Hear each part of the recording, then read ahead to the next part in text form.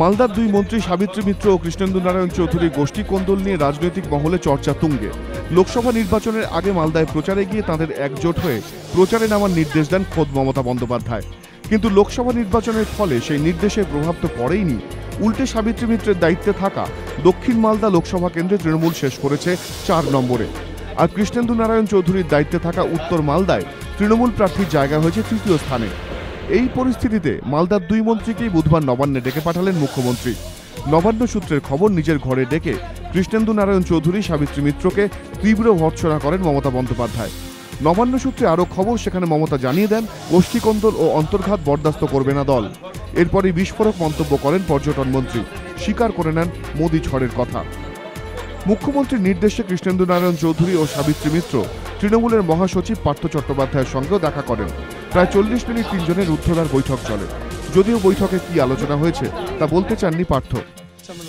এদিকে এদিনই মুর্শিদাবাদের আরেক মন্ত্রী সুব্রত সাহাকেও ডেকে পাঠান মুখ্যমন্ত্রী।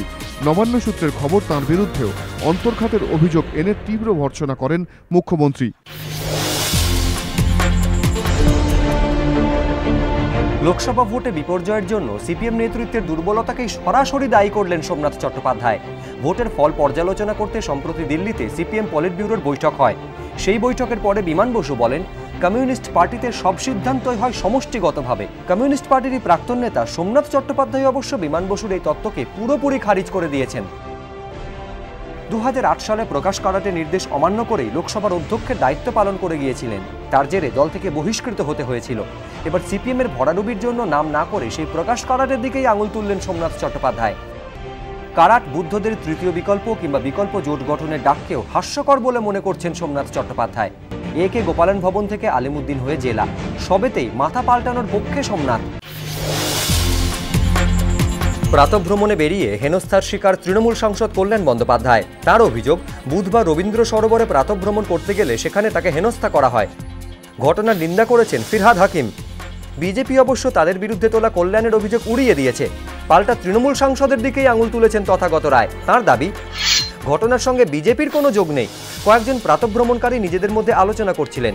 কল্যাণ বন্দ্যোপাধ্যায় স্বতঃপ্রণোদিত হয়ে সেই আলোচনায় ঢুকে গণ্ডগোল পাকান।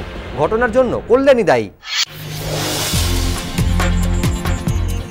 5-5 অসম্ভব সম্ভব হয়েছে। কলকাতা নাইট রাইডার্স আর প্লে অফের মাঝখানে শুধু একটা ম্যাচের ব্যবধান। কলকাতা বনাম রয়্যাল চ্যালেঞ্জার্স ব্যাঙ্গালোর। চেন্নাইকে হারিয়ে আত্মবিশ্বাস তুঙ্গে। বৃহস্পতিবার ইডেনে নামার আগে প্রত্যয়ী নাইট বাহিনী। এদিন রীতিমতো ফুরফুরে মেজাজেই পাওয়া গেল কিং খান ব্রিগেডকে। শপিং মলে খোশ মেজাজে কেনাকাটা করতেও দেখা গেল তাদের। দলের পারফরমেন্স নিয়ে রীতিমতো আশাবাদী জ্যাক কালিস থেকে ইউসুফ পাঠান।